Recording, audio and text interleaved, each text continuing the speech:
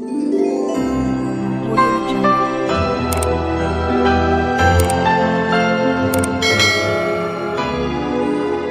Audio Jungle.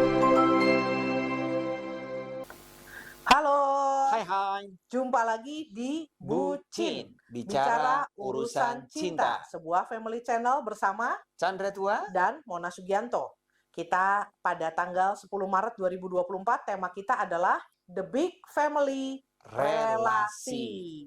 Seperti biasa, Bucin Family Channel direkam di studio Family Therapy Room, Home of Karuna et Familia Indonesia. Sekarang seperti biasa kita mau bicara mengapa kita bahas topik ini di dalam episode Bucin. Tapi sebelum itu saya mau bahas tentang, ngomong-ngomong Pak Chandra bajunya baru ya? sama.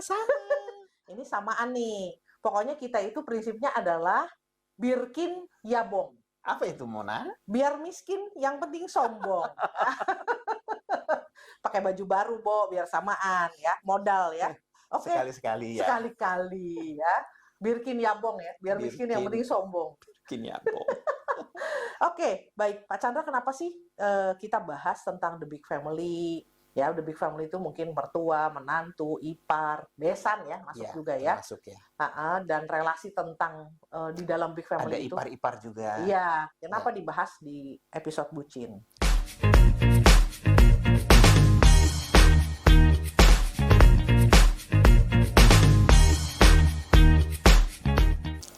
Nah, Sobat Bucin. Jadi kenapa kita ini bahas ya tentang The Big Family ini? Ya karena memang pernikahan itu bukan hanya pribadi sama pribadi saja antara Chandra dan Mona atau Sobat Bucin dengan hanya pasangannya saja. Tapi menyangkut keluarganya. Ada papa mamanya menjadi mertua gitu ya. Kemudian ada saudara-saudaranya menjadi mungkin adik ipar dan kakak ipar. Nah, jadi apakah bisa relasi dalam keluarga besar, relasi mertua menantu, relasi dengan para saudara atau saudari ipar gitu ya, relasi dengan besan itu baik-baik saja. Nah, jadi itu yang akan kita bahas dan bagaimana mengupayakan itu supaya harmonis. Gitu Mona.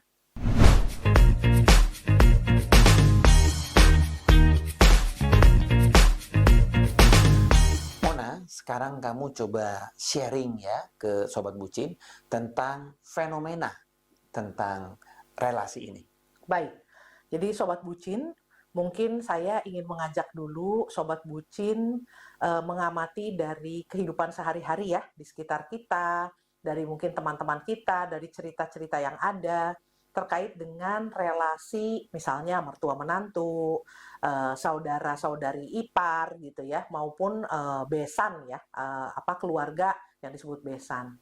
Nah, sebetulnya kalau kita melihat dari fenomena cukup umum dikenal gitu ya, bahwa hubungan-hubungan seperti itu ya di dalam keluarga besar, terutama mertua menantu deh yang paling banyak ya, itu dikenal sangat dalam tanda petik hubungan yang sulit ya, Sobat Bucin ya. Ya. Artinya cukup banyak yang tidak baik-baik saja relasinya ya.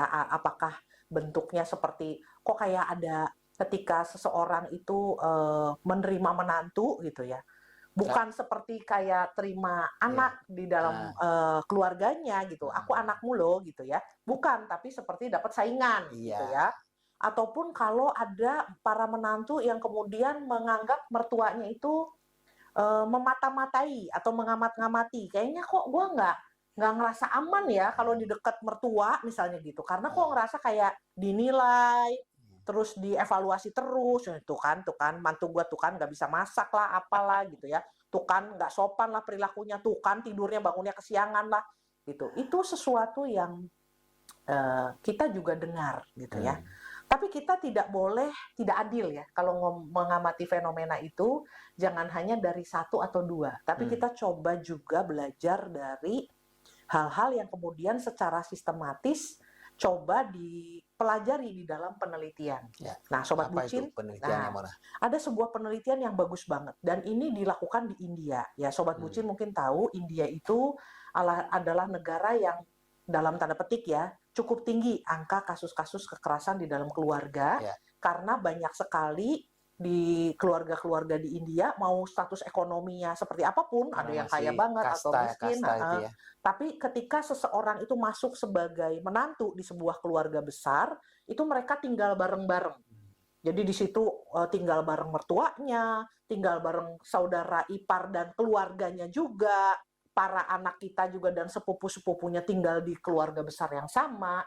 Kebanyakan seperti itu dan itu umum ya di India. Nah, jadi bagus banget kalau penelitian itu dilakukan di sana.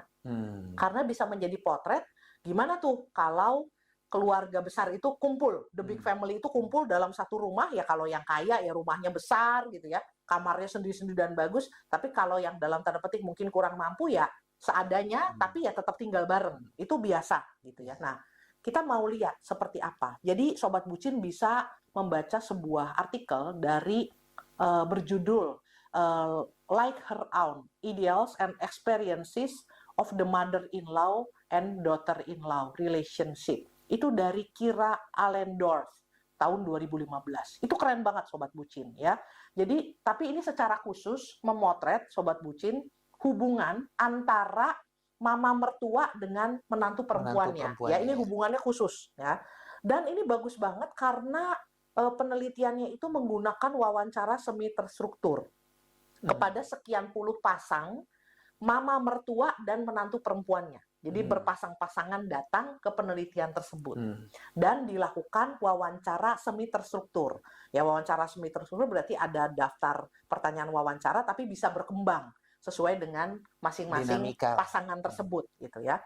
Dan dari proses itu ditemukan ada kurang lebih 2 kategori kelompok Sobat Bucin ya, yang bisa kita gambarkan tentang relasi mama mertua dengan menantu perempuan.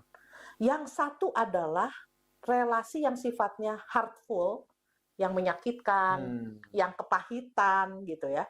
Yang rasanya tuh kalau ngomongin tentang hubungan itu berantem tuh mereka pasti. konfliktual. Kalau toh tidak konflik terbuka, paling enggak mendem rasa tidak suka.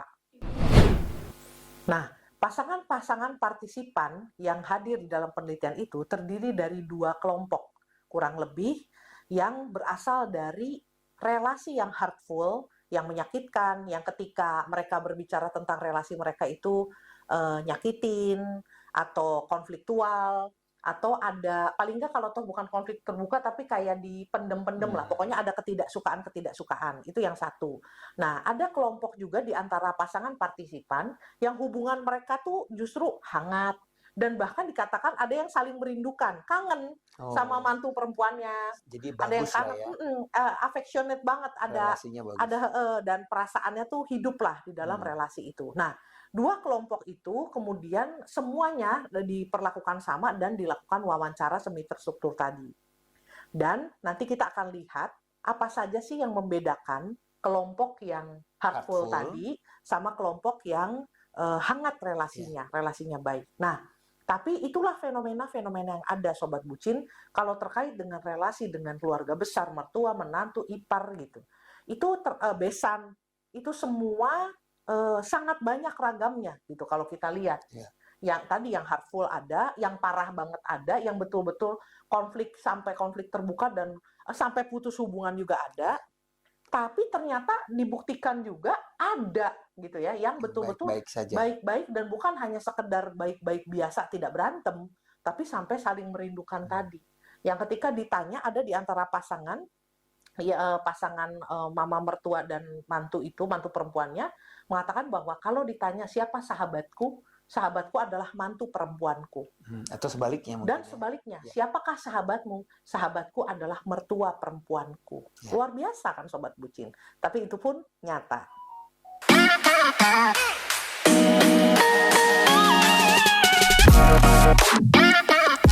Baik, sekarang seperti biasa kita sharing, Papi. Dari Papi duluan, sharing terkait dengan relasi Papi dengan mertua, menantu, mertua, adik ipar, dan lain-lain. Silahkan. Ya. Baik, Sobat Bucin, ini cerita kita, Chandra Muna ya.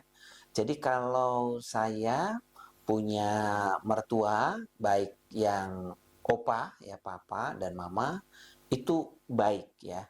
Jadi kalau kami datang ke rumah, saya tuh suka ngobrol-ngobrol ya sama Opa, bicara tentang perpolitikan gitu ya, bagaimana masyarakat karena Opa kan di sana sering apa ya gaul lah istilahnya gitu ya. Jadi ya menemani ngobrol dan relasi kami ya hangat gitu ya. Nah, kemudian kalau dengan mama mertua ya Oma itu apa lebih lebih percaya mungkin hal-hal kecil yang nampaknya kecil gitu ya saya melihatnya mama mertua itu percaya sama saya misalnya dia suka minta tolong gitu ya walaupun nanti uangnya diganti Chan tolong transfer Chan ke sini ke sini ke sini gitu ya itu hal yang sederhana kecil gitu ya tapi saya eh, ikhlas gitu melakukannya karena ya mungkin hal itulah yang apa ya menunjukkan relasi kami itu baik gitu ya. Kemudian dengan adik ipar, nah ini juga ada kisah khusus tuh ya. Jadi waktu itu adik ipar pingin renovasi rumah lah gitu ya. Kemudian dia sampai mempercayakan supaya saya merenovasi lah rumah itu Untuk gitu ya. opa oma ya, Untuk supaya opa oma. rumah, supaya opa oma nyaman, papa mama nyaman. Ya, walaupun Mona kesel hasilnya jelek. Saya kesel karena, aduh Chandra itu, dia kan bukan kontraktor ya, dia nggak tahu ini, tapi karena dipercaya dan apa ya, Ya. oke. Jadi relasi dengan apa adik ipar gitu ya baik gitu. Jadi nggak ada yang apa ya kayaknya itu mengerikan gitu relasi kami. Kalau kamu Mona sama Oke, mertuaku bagaimanakah? mertuaku, Iya, orang tuamu. iya maksudnya gitu. Ya, saya kalau ngomongin keluarganya dari Chandra, papa mertua bagi saya itu adalah teladan. Ya. Dari dulu saya kalau misalnya ada hal yang misalnya, aduh nih gimana ya gitu, bener salah, masih daerah abu-abu, kita tuh harus gimana menyikapinya gitu. Itu saya, papa mertua saya, pada waktu beliau masih sehat, Ya. itu menjadi panutan lah. Karena walaupun dia itu Tempat dikenal bertanya lah ya. tempat bertanya, karena meskipun dia sangat tegas, sangat apa orangnya sangat rapi, teratur gitu ya, Serius. serius gitu ya. Tapi dia adalah orang yang benar. Jadi kalau saya kan penggemar Socrates ya, benar, baik, bermanfaat gitu ya. Itu baru manusia tuh, kalau benar, baik, bermanfaat. Papa itu orang benar dia. Dia itu benar. Kata-kata yang diucapkan benar. Dan karena saya suka belajar, ya papa itulah yang kemudian menjadi tempat bertanya yang bisa dipercaya lah gitu ya. Dia betul-betul ini keren. Nah, tapi orang yang serius itu pun si papa itu dalam waktu tertentu itu sangat suka bercanda dan kita tuh gampang ngegangguin dia, ngegodain papa gitu. Karena dia serius itu malah justru lucu banget ya kalau digodain. Dan dia selalu dalam tanda petik cemburu karena saya sangat dekat dengan mama. Dia merasa Mona lebih dekat dengan mama saya. Papa mertua merasa kok Mona lebih sayang Dekat, mama, iya, lebih dekat sama mama daripada dia. Suatu saat papa pernah bertanya kepada saya, coba kamu nilai angka. kasih angka. Dia mau dikasih angka. Kalau papa berapa, kalau mama berapa. Terus saya mikir-mikir ya kan, tentang papa tuh mau kamu nilai berapa gitu. Terus saya bilang, ya papa 7 lah gitu ya. Pakailah gitu ya. Tuh kan kata dia, pakailah lagi kata dia. Kalau mama, ya mama 95 lah gitu. Terus si papa kesel-kesel bercanda-bercanda gitu. Tuh kan gak adil kata itu, pakailah pasti sebetulnya pengen kasih 100 ya. Cuman kan gak ada yang sempurna gitu. Jadi dia ngerasa jealous gitu. Kenapa kok bisa akrab banget, kayaknya dia kok nggak seakrab itu gitu ya, lucu ya. Dan itu sesuatu yang sangat saya rindukan ketika mengatakan tentang papa mama mertua. Bahkan saya pernah bilang sama Chandra dulu kan ada lagu dangdut atau apa ya Pi, yang katanya pulangkan aku pada orang tuamu kalau berantem, Betaria Sonata kalau nggak salah ya. Pulangkan aku kepada papa mamamu. Nah, kalau orang kan bilang pulangkan aku pada orang tuaku kan. Kalau kamu misalnya aku dijahatin Chandra gitu. Kepada siapa aku mengadu kan kalau ngikutin lagu Betaria Sonata tuh ya pulangkan aku pada papa mama aku dong. Pasti dia belain aku dong gitu. Saya bilang ke Chandra, kalau saya beda loh. Kalau kamu nyakitin saya, kamu jahat sama saya, tolong pulangkan aku pada papa mamamu. Kenapa? Karena papa mama dia akan bela saya gitu. Betapa seperti itu relasinya, dan itu sangat mengharukan. Dan waktu saya tinggal bersama papa mama di Lampung, tapi kenapa pakai nangis? Terharu ya, terharu. Air mata ya. Nah, itu waktu kami tinggal di Lampung, itu di Lampung tuh dulu sering mati lampu. Waktu ke awal-awal kami perkawinan itu 1 tahun lebih ya, Pi ya, kita tinggal di Lampung. Itu di Lampung tuh sering mati lampu. Adalah seminggu 3-4 kali. Pokoknya hampir setiap hari. Apa yang terjadi kalau kami kemudian lagi mati lampu? Ya kan nggak bisa, AC nggak nyala, lampu mati, ya kan Ya ngapain ya? gitaran, nyanyi-nyanyi. Bawa gitar. Saya suka main gitar, nyanyi-nyanyi. Nyanyi-nyanyi, main gitar. Terus nanti kalau udah bosan ngapain, yuk kita masak apa yuk? Masak mie ya. Saya suka Mie masak partikel. mie partikel. Saya punya menu mie partikel yang itu disukai semua gitu ya. Papa, mama, semua dulu kita semua makan mie partikel, termasuk sepupu-sepupunya Chandra yang ada di sana kalau lagi, maupun karyawan-karyawan kami yang kerja. Waktu itu kami ada kolam ya. Itu kita makan bareng mie partikel, nanti kita jatah gitu ya. Itu tuh, ini kayaknya lebih banyak deh, ini supaya adil gitu ya. Dan itu seru banget, dan nyanyi-nyanyi nggak jelas gitu, sampai bosan sendiri, capek tidur, dan semua ikut. Dan mama mertua saya, aduh luar biasa, suaranya bagus banget. Mama saya itu adalah ikut kur ya, dan luar biasa suaranya bagus banget, dan indah banget gitu. Kita konyol-konyolan dan lain-lain. Sesuatu yang seperti itu ditambah dengan rutinitas sehari-hari ya. Seminggu beberapa kali saya menemani mama mertua pergi belanja ke pasar. Pasarnya pasar tradisional ya. Dan mama mertua tuh sangat jago nawar. Itu luar biasa ya. Luar biasa. Dan ya saya bawain barang dan lain-lain. Mama ini apalagi ya, kita mau apa gitu. Sesuatu yang sangat dirindukan, sesuatu yang sangat hangat, sesuatu yang sangat ngangenin ya. Kondisi yang indah. Kalau dengan saudari ipar saya tidak pernah ada keluhan tentang mereka, maupun abang-abangnya Chandra dan para istrinya, abang-abang gitu ya, maupun adik dan para pasangan mereka, kami kompak ya. Dan ketika anak-anak masih kecil ya, keponakan-keponakan kalau ngumpul di rumah ya, kita mau rumahnya kayak apapun gitu ya. Mau udah dibangun ataupun belum dulu gitu ya, masih sengsara banget rumahnya gitu. Tapi keponakan-keponakan tuh deket ya. Kalau ngumpul, kalau apa kita ajak main, kita ajak kayak camping-campingan, main hantu-hantuan gitu ya. Sok-sok tes keberanian, iya gitu ya. Keponakan-keponakan indah banget. Jadi saya merasa bersyukur untuk itu. Jadi kalau ditanya bener nggak sih kok hasil penelitian bisa begitu ya? Ada yang buruk hubungannya, tapi ada yang bisa sangat baik. Saya memahami itu. Ya, kenapa? Karena itu betul-betul bisa terjadi. It works itu ada. Gitu Sobat Bucin. Oh iya, ada yang lupa nih. Belum diceritain. Ya, ada lagi tentang terutama mama mertua. Jadi saya punya satu kebiasaan. Kalau suami saya berulang tahun, Chandra berulang tahun, saya ucapin dong selamat ke dia. Tapi saya tidak lupa menelpon kalau lagi nggak ada di dekat mama saya ya. Kami sudah tidak tinggal satu rumah sekarang gitu. Mama di Lampung, kami di Jakarta. Saya selalu telepon mama mertua pada ulang tahun suami saya. Atau minimal WA chat kalau misalnya ditelepon lagi nggak diangkat.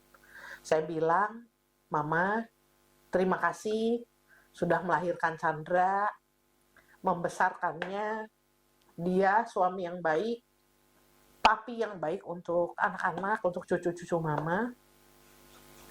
Makasih banget Mama, jadi Mama yang baik buat Chandra, jadi kami bisa dapetin Chandra seperti ini. Itu Sobat Bucin. Luar biasa Mama saya. Jadi Papi, kita simpulkan dari percakapan kita sebelum air mata semakin berurai. Jadi karena kangen ya, ingat mama papa di Lampung gitu ya. Nah, jadi sebetulnya kita itu bisa membuat relasi dengan mertua atau ipar gitu ya, semua itu baik. Yang pertama itu adalah kita tuh respect ya. Jadi kalau kita menghargai orang tua kita gitu ya, dan sama menghargainya dengan orang tua pasangan, itu pasti juga relasi itu akan baik. Tapi kalau misalnya sebaliknya kita tidak menganggap sama gitu ya, seperti orang tuanya kita atau dengan saudara-saudaranya kita, perlakuan kita, itu pasti menimbulkan konflik gitu ya. Jadi yang pertama itu kita respect. Kemudian yang kedua, saya kira yang perlu juga dilakukan, ya kita perlu melakukan ya tindakan-tindakan kecil yang membuat relasi itu menjadi hangat. Ya tadi mungkin kalau saya katakan ya kayak transfer lah gitu kan. Kalau oma datang suka kadang-kadang kan pakai motor, ya kita sambut terus kita ambil barangnya gitu kan. Hal-hal sederhana. Atau misalnya waktu Mona masih di Lampung gitu ya, kita nyanyi bareng, dia buat mie partikel gitu ya. Hal-hal seperti itu. Jadi hal-hal kecil yang memang membuat relasi itu menjadi hangat. Dari Mona tambahan? Tambahan menurut saya adalah ketulusan ya.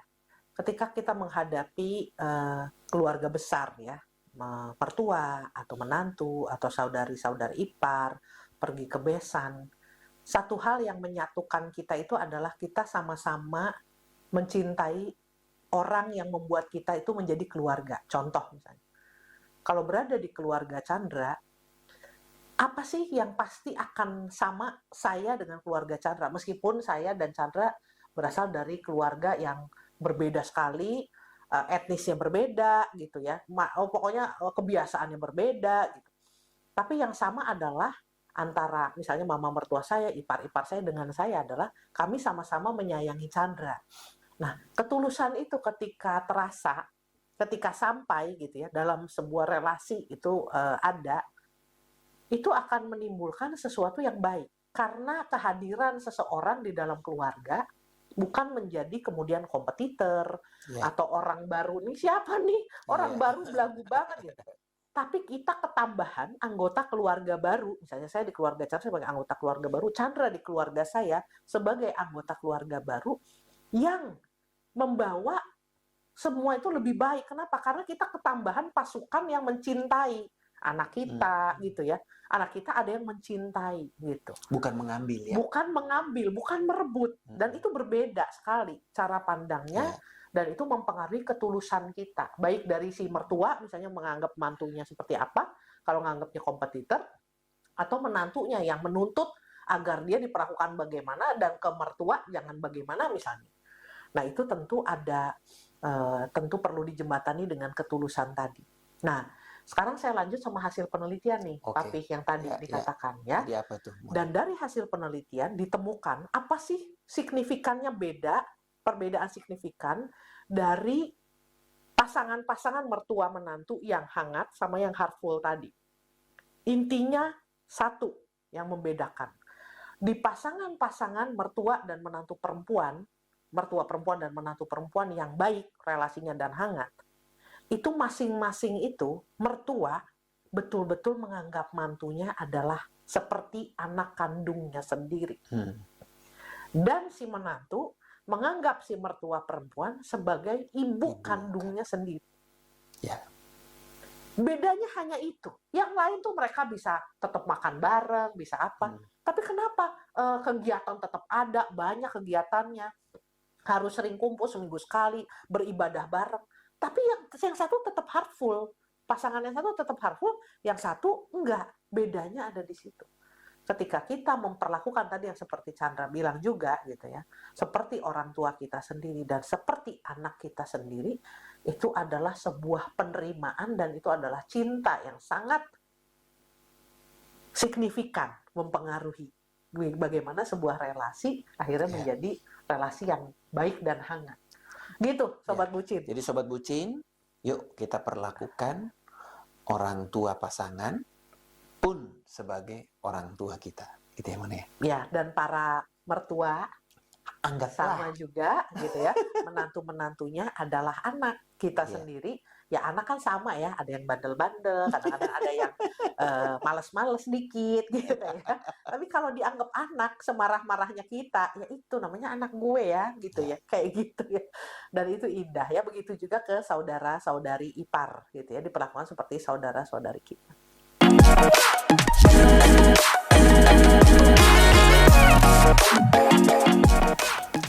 Mona, sekarang kita sudah di akhir. Oleh-oleh bucin, Oke, apa yang perlu Anda lakukan, Sobat Bucin, untuk bisa menjalin relasi yang lebih baik dan lebih hangat dengan keluarga besar? Bisa dengan mertua, kalau ada yang punya menantu, atau saudara-saudari ipar dan besan. ya. Lanjut dengan info bucin. Ya, Pada episode yang ke-13, itu ada di Minggu 17 Maret 2024, pukul 19, kita akan membahas luka batin dalam keluarga.